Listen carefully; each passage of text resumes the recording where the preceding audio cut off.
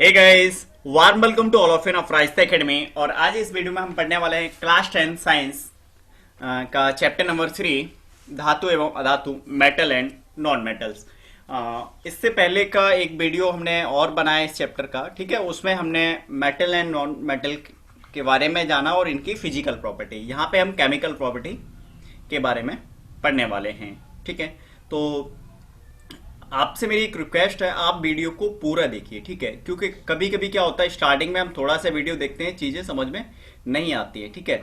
और तो अगर अपन वीडियो पूरा देखेंगे तो लास्ट तक अगर आप वीडियो देखते हो तो सारी चीज़ें आपको क्लियर हो जाएंगी, ठीक है।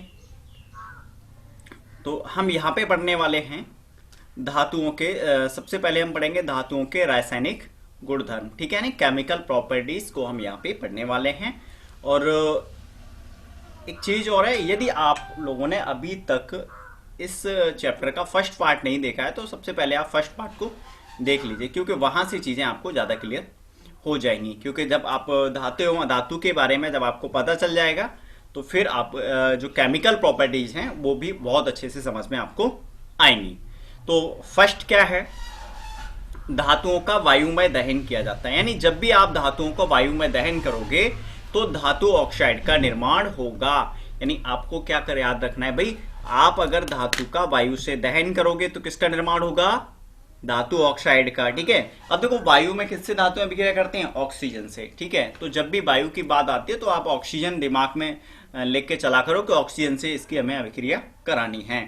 तो देखो कॉपर की अभिक्रिया जब हम ऑक्सीजन से कराते हैं क्या बनता है, कॉपर ऑक्साइड आपका बनता है। एल्युमिनियम की अभिक्रिया ऑक्सीजन से कराते हैं तो एल्युमिनियम ऑक्साइड बन रहा है। मैग्नीशियम की अभिक्रिया ऑक्सीजन से कराते हैं, मैग्नीशियम ऑक्साइड, ठीक है। तो इस प्रकार जब भी धातुओं की अभिक्रिया हम वायु के साथ कराते हैं या वायु में इनका दहन किया जाता है, और दहन कर रहे हैं, ठीक है। या तो देखो दो चीज होती है, एक तो दहन और दूसरा होता है वायु के साथ अभिक्रिया भी हो रही है, तब भी आपको ऑक्सीजन होगा। दहन में तो ऑक्सीजन होता ही होता है, ठीक है, क्योंकि ऑक्सीजन की उपस्थिति में ही दहन की अभिक्रिया होती है। अब ये तो आपका हो गया, ठीक है। अब इसके बाद जो नेक्स्ट आपका है, आपको दिख रहा है उभयधर्मी ऑक्साइड। ये क्या है, मोस्ट इंपोर्टेंट है, ठीक है ना। ये आपका मोस्ट इंपोर्टेंट है, ठीक, बोर्ड एग्जाम के लिए। उभयधर्मी ऑक्साइड क्या होता है, ये वे ऑक्साइड होते हैं, वे धातु ऑक्साइड होते हैं जो अम्लीय और क्षारीय दोनों प्रकृति का व्यवहार प्रदर्शित करते हैं। यानी ये ऑक्साइड ऐसे हैं जो अम्लीय भी अम्ल का भी काम करते हैं और क्षार का भी काम करते हैं। एग्जाम्पल आपके हैं एल्युमिनियम ऑक्साइड, जिंक ऑक्साइड और कार्बन मोनोऑक्साइड, ये आपको याद रखना है। तो उभयधर्मी ऑक्साइड क्या है, वे धातु ऑक्साइड जो अम्लीय और क्षारीय दोनों प्रकृति का व्यवहार प्रदर्शित करते हैं, उभयधर्मी ऑक्साइड कहलाते हैं। ओके, अब है अम्ल के साथ अभिक्रिया, ठीक है ना। ये अगर हम यहाँ पे जो उभयधर्मी ऑक्साइड हैं उनकी हम अम्ल के साथ अभिक्रिया कराएंगे तब क्या होगा, ठीक है। तो Al2O3 ये क्या है, आपका धातु ऑक्साइड है, ठीक है ना। इसकी अभिक्रिया आप किसके साथ करा रहे हो, HCl क्या है, अम्ल। क्या बना, AlCl3, अल्युमिनियम क्लोराइड लवण और जल। यही तो होता है जब भी हम धातु की अभिक्रिया किसके साथ कराते हैं, धातु ऑक्साइड की अभिक्रिया आप अम्ल के साथ कराओगे तो अम्ल लवण और जल का निर्माण होता है। क्योंकि धातु ऑक्साइड जो होते हैं वो किसका काम करते हैं, क्षार का, और अधातु ऑक्साइड अम्ल का। अब यहाँ पे लेकिन ये जो धातु ऑक्साइड है वो यहाँ पे दोनों चीज का काम कर रहे हैं ना, वो दोनों काम यहाँ पे करेगा आपका, ठीक है। तो यहाँ पे जो काम होते हैं वो दोनों हो रहे हैं। अब देखो अम्ल के साथ अभिक्रिया हो गई ना ये। अब यहाँ पे क्षार के साथ अभिक्रिया, जब भी हम क्षार के साथ कराते हैं Al2O3 किसके साथ करा रहे हैं, सोडियम हाइड्रोक्साइड, ये क्या है आपका क्षार है। एल्युमिनियम ऑक्साइड की अभिक्रिया जब हम क्षार के साथ कराते हैं तो क्या बनता है, सोडियम एल्युमिनेट बनता है। ये क्या है आपका भाई, लवण है, और ये क्या है, जल। तो ये हमें यहाँ पे इन अभिक्रियाओं से, इन एग्जाम्पल से पता चल रहा है कि ये जो एल्युमिनियम ऑक्साइड है वो अम्ल और क्षार दोनों का जो व्यवहार है वो प्रदर्शित कर रहा है, दोनों की प्रकृति ये रखता है अपने अंदर, ठीक है। और डेफिनेशन भी यही है, वे धातु ऑक्साइड जो अम्लीय और क्षारीय दोनों प्रकृति का व्यवहार प्रदर्शित करते हैं उभयधर्मी ऑक्साइड कहलाते हैं। और मोस्ट इंपोर्टेंट क्वेश्चन है ये बोर्ड एग्जाम के लिए, ठीक है। आई थिंक आपको समझ में आया होगा। देखो कहीं भी आपको कोई प्रॉब्लम होती है आप बस कमेंट कीजिए, जिससे मुझे पता तो चलेगा ना आपको कहां दिक्कत आ रही है, ठीक। और फिर आपको दिक्कत आएगी तो हम हैं किस लिए हैं हम। आप कमेंट कीजिए, आपके लिए स्पेशल वीडियो भी बनाएंगे, ठीक है।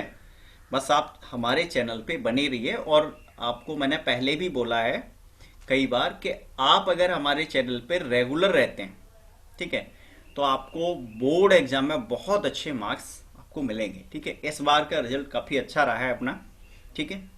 टाइम मिलेगा तो अपन क्या है ना, उन बच्चों के रिजल्ट का एक पैम्पलेट बनवाएंगे, वो अपन एक दिन आपको शेयर करेंगे, ठीक है, किसके कितने मार्क्स आए।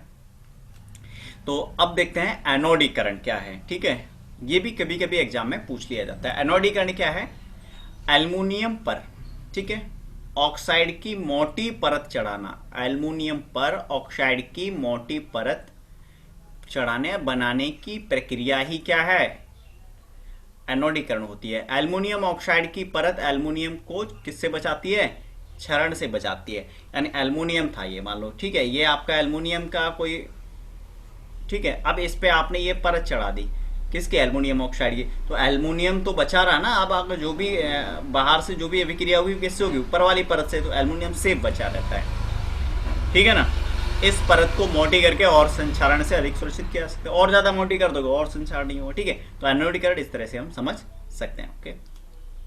अब देखो दूसरा पहले में हम ये सारी चीजें पढ़ ली हैं। अब दूसरा क्या है? जब धातुओं की अभिक्रिया जल के साथ कराई जाती है। किसके साथ कराई जाती है? जल के साथ। धातुओं की अभिक्रिया किसके साथ करा रहे हैं? जल के साथ। तो फिर क्या होता है? तो धातु ऑक्साइड और हाइड्रोजन गैस का निर्माण होता है, ठीक है। ध्यान रखना, जब धातुओं की अभिक्रिया जल के साथ कराई जाती है तो धातु ऑक्साइड और हाइड्रोजन गैस का निर्माण होता है, ठीक। अब आपके दिमाग में एक बात आ रही होगी डियर स्टूडेंट, क्या लोहा भी करता है, कॉपर भी करता है, सोना भी करता है क्या अभिक्रिया? ठीक है, मतलब बहुत सारी धातुएं आपके दिमाग में आ रही होंगी। ये जल के साथ अभिक्रिया जल में डाल देते हैं, भाई कुछ तो होता नहीं है, ठीक है, ना ही हमारा वहां पे ऑक्साइड बनता है धातु, ठीक है। और बहुत सारी चीजें आपके दिमाग में आ रही होंगी। जो धातु ऑक्साइड जल में घुलनशील होते हैं, जल में घुलकर क्या बनाते हैं? धातु हाइड्रोक्साइड, ठीक है। तो यहाँ पे क्या है, ये सारी चीजें आप देख रहे होंगे, ऐसा तो कुछ होता नहीं है सभी में। हाँ बिल्कुल, सभी जो धातुएं हैं वो जल के साथ अभिक्रियाएं नहीं करती, ये भी अपने को ध्यान रखना है। अब आपका देखो पोटेशियम है, पोटेशियम धातु जो है बहुत अभिक्रियाशील धातु है, जल के साथ अभिक्रिया करती है, ठीक है। और पोटेशियम हाइड्रोक्साइड बनेगा, लेकिन ये जल में घुलनशील होता है, इसलिए क्या बनता है? पोटेशियम हाइड्रोक्साइड बनता है, पोटेशियम ऑक्साइड की जगह, ठीक है। अब यहाँ पे हाइड्रोजन और प्लस ऊष्मा। सोडियम भी बहुत अभिक्रियाशील धातु है, जल के संपर्क में आती है, आग पकड़ लेती है, ठीक है। यहाँ भी आपका सोडियम हाइड्रोक्साइड हो रही है, हाइड्रोजन गैस, ऊष्मा। कैल्शियम ये भी अभिक्रिया करती है, जल में घुलनशील होती है। अब एल्युमिनियम अभिक्रिया करती है, एल्युमिनियम ऑक्साइड। एल्युमिनियम जल में घुलनशील है क्या? एल्युमिनियम का तार देखा है कि जल में घुल जाता है? नहीं ना, तो भाई नहीं होता, नहीं बनेगा ना इसका वो हाइड्रोक्साइड, ठीक। तो आपको आई थिंक समझ में आ गया होगा किसका हाइड्रोक्साइड बनेगा और किसका नहीं। देखो धातुओं की जब हम जल से अभिक्रिया कराते हैं, है ना, तो धातुओं की जब भी आप जल से अभिक्रिया कराओगे क्या होता है? धातु ऑक्साइड और हाइड्रोजन गैस का निर्माण होता है। और जो धातु ऑक्साइड जल में घुलनशील होते हैं, जल में घुलकर धातु हाइड्रोक्साइड का निर्माण करते हैं। तो ऊपर वाले तीनों के जो ऑक्साइड थे वो जल में घुलनशील थे, उन्होंने क्या बन गए? वो धातु हाइड्रोक्साइड बन गए। एल्युमिनियम नहीं था, नहीं बना, ठीक है। आगे देखते हैं। अब आप आयरन का भी देखोगे इसी प्रकार, आयरन का भी भाई क्या बनता है? ऑक्साइड बनेगा, हाइड्रोक्साइड तो नहीं बनने वाला है ना। अब ये कुछ पॉइंट है, ठीक है, इससे अपने को पता चलेगी चीजें। अब देखो यहाँ पे एल्युमिनियम, ठीक है, आयरन और जिंक जैसी धातुएं, ठंडे धातुएं ना ठंडे जल और ना गर्म जल के साथ अभिक्रिया करती हैं। ये किसके साथ करती हैं? भाप के साथ। ये आपको ध्यान रखना है, ठीक है। ये जो आपकी धातुएं कौन कौन सी? एल्युमिनियम, आयरन तथा जिंक जैसी धातुएं ना ठंडा जल और ना गर्म जल, यानी ये ठंडे और गर्म जल के साथ अभिक्रिया नहीं करती हैं। तो फिर किसके साथ करती हैं भाई? जो जल की वाष्प होती है, जो भाप होती है, उसके साथ अभिक्रिया करती हैं। कौन कौन? एल्युमिनियम, आयरन और जिंक। अब बात करते हैं अपन किसकी? लेड, कॉपर, सिल्वर जैसी धातुएं जल के साथ अभिक्रिया करती नहीं है, तो भाई ये धातुएं जल के साथ अभिक्रिया नहीं करती हैं, ठीक है ना। अब आ जाओ मैग्नीशियम धातु शीतल जल के साथ अभिक्रिया नहीं करती है, यह गर्म जल के साथ करती है। तो ये कुछ पॉइंट हैं, नोटेड पॉइंट, जो आपको लर्न करने हैं, ठीक। जब धातुएं अब अम्ल के साथ अभिक्रिया करती हैं तो लवण व हाइड्रोजन गैस का निर्माण होता है। ये तीसरा पॉइंट ले लेते हैं। जब धातुएं अम्ल के साथ अभिक्रिया करती हैं, यानी धातु किसके साथ अभिक्रिया करेगी, अम्ल। ये अपन पढ़ चुके हैं अम्ल क्षारक एवं लवण वाले चैप्टर में, यानी इससे पिछला जो चैप्टर था उसमें। तो ये धातु है, अम्ल के साथ अभिक्रिया करेगी, क्या बनेगा, लवण और हाइड्रोजन गैस। तो ये सारी रिएक्शन अपन कर चुके हैं, ठीक है। ये एल्युमिनियम है, हाइड्रोक्लोरिक एसिड के साथ करता है तो क्या बनता है, एल्युमिनियम क्लोराइड, हाइड्रोजन गैस बनता है। जिंक HCl के साथ अभिक्रिया करेगा, जिंक क्लोराइड और हाइड्रोजन, ठीक है। तो ये चीज आप पढ़ चुके हो पहले ही, ठीक।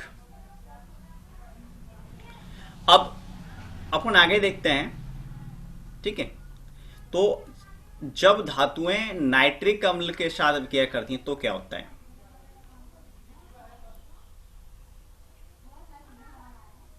थोड़ा आगे बढ़ गए, ठीक है, यहां से। तो जब धातुएं नाइट्रिक अम्ल के साथ अभिक्रिया करती हैं तो हाइड्रोजन गैस का निर्माण नहीं होता है, ठीक है। तो ये आपको याद रखना है, किसका निर्माण नहीं होता, हाइड्रोजन गैस से। इंपॉर्टेंट हो, कुछ चीजें क्या होती है ना बीच बीच में बहुत अच्छी आ जाती हैं।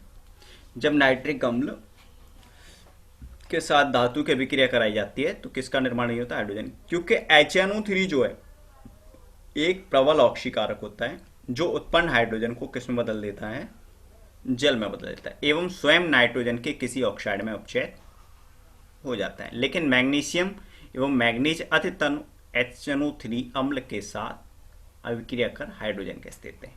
तो ये आपको ध्यान रखना है, ठीक है। सबसे पहले HNO3 जो है धातु के साथ अभिक्रिया करता है, ठीक है, हाइड्रोजन गैस नहीं देता है प्रबल ऑक्सीकारक होने के कारण, ठीक है।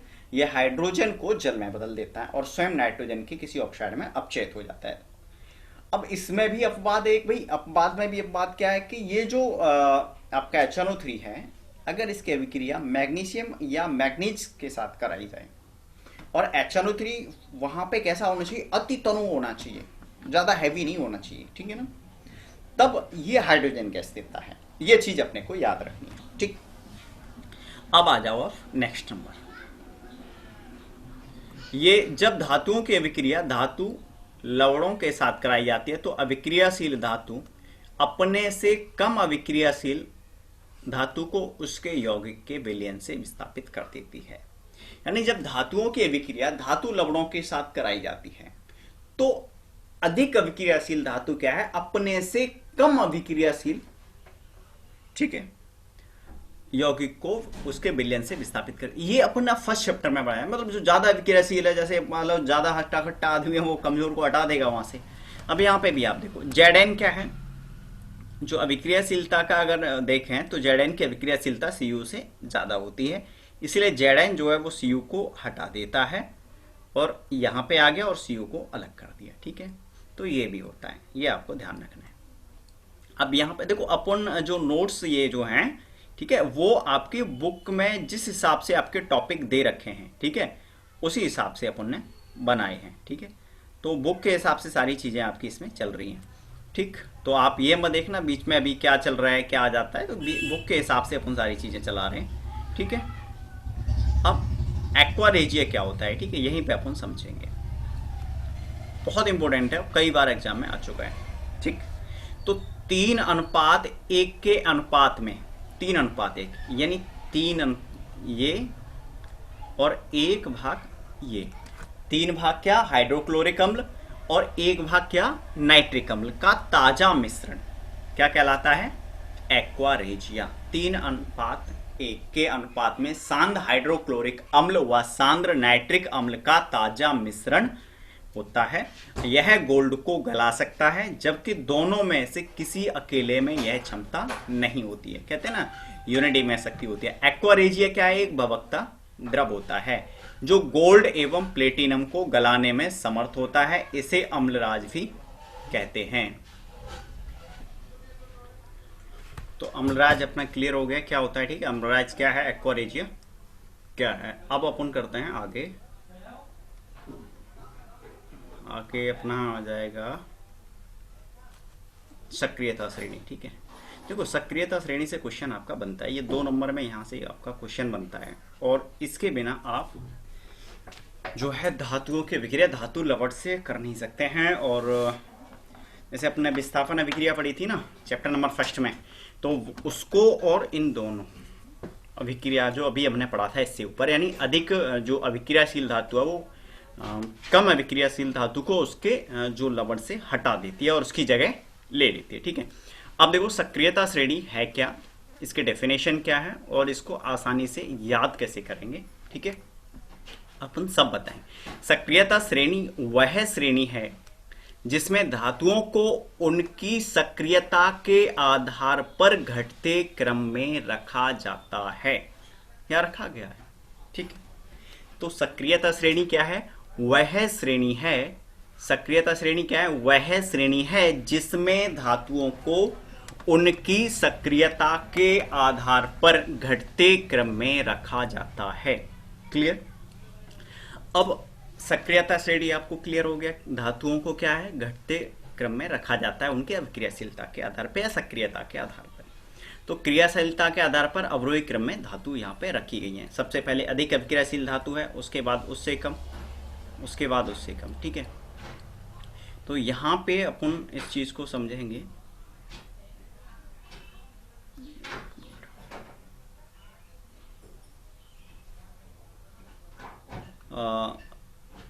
तो विद ट्रिक अपन यहाँ पे समझने वाले हैं। ठीक है, ये अपन ने कवर कर लिया है। अच्छा ये बताओ, सक्रियता श्रेणी की डेफिनेशन को एक बार आप रिवाइज करो। ठीक है, क्या है, वह श्रेणी जिसमें धातुओं को उनकी सक्रियता के आधार पर घटते क्रम में रखा जाता है, सक्रियता श्रेणी कहलाती है। क्या, वह श्रेणी जिसमें धातुओं को उनकी किसके आधार पर, सक्रियता के आधार पर या अवक्रियाशीलता या क्रियाशीलता के आधार पर किसमें रखा जाता है, घटते क्रम में या अवरोही क्रम में। ठीक है, तो ये इस तरह से आप याद कर सकते हैं। मैं थोड़ा छोटा इसलिए कर रहा हूं, इसमें आपको पूरा ये सक्रियता श्रेणी यहां पे आ जाए बस। ठीक है, बट पूरा नहीं आ रहा है, कोशिश करते हैं आ जाएगा। ठीक, गोल्ड तक होता है, गोल्ड तक अपना क्लियर है। ठीक है, तो अब अपना है क्रियाशीलता के आधार पर अवरोही क्रम में धातु। देखो यहाँ पे क्या है, ये आपका पोटेशियम है, सोडियम है, कैल्शियम है, मैग्नीशियम है, एल्युमिनियम है, जिंक है, आयरन है, लेड है, हाइड्रोजन है, कॉपर है, Hg, पारा है, Au सिल्वर और Au आपका सोना है। ठीक है, ये आप अगर देखोगे तो इनको इस क्रम में याद रखना बड़ा मुश्किल होता है, तो इसलिए अपने एक ट्रिक बनाई है। क्या है, काना, कार, मांगे, ऑल, जन, फिर, पाबे, हरि को, होगा, आगे और अवतार। ठीक है, तो इस तरीके से आप याद कर सकते हो। काना के हो गया, ना से आपका हो गया, या कृष्णा आप लिख सकते हो यहाँ पे Na, कार से सी हो गया, मांगे से Mg, ऑल से Al हो गया, जन से आपका Zn हो गया, फिर से आपका Fe हो गया, पावे से Pb, हरि से आपका H हो गया, को से Cu हो गया, होगा से Hg, आगे से Ag और से Au आपका हो गया। इस तरह से आप सक्रियता श्रेणी को लर्न कर सकते हो। ओके, तो इसको आप है ना याद कर दो, क्योंकि इसके बिना भाई आपको इसमें चैप्टर में प्रॉब्लम ही आने वाली है अगर आप ये याद नहीं करते हो तो। ठीक है, तो ये आपको याद होनी चाहिए। सक्रियता श्रेणी तो कंपलसरी है, आपको याद करना ही पड़ेगा, इसलिए अपने इसके लिए ट्रिक भी बनाया आपके लिए। ठीक है, अब यहाँ पे आप देखो इन अभिक्रियाओं के समीकरण लिखिए। भाप के साथ आयरन की अभिक्रिया, ठीक है, पहले अपन कर चुके हैं, तो ये आपका है। जल के साथ कैल्शियम और पोटेशियम की अभिक्रिया, जल के साथ कैल्शियम पोटेशियम, ये भी अपन पहले ही कर चुके हैं। तो सोडियम और पोटेशियम को कैरोसिन में डुबोकर क्यों रखा जाता है, मैंने पहले बताया था, क्योंकि ये दोनों, एक तो सक्रियता श्रेणी में भी अपन ने देखा कि ये ऊपर ही आ रही हैं, तो ये जो दोनों धातुएं हैं सोडियम और पोटेशियम, ये बहुत ही अभिक्रियाशील धातु हैं। जैसे अगर इनको हम खुला छोड़ देंगे तो आग पकड़ लेते हैं, इसलिए इनको कैरोसिन ऑयल में रखा जाता है।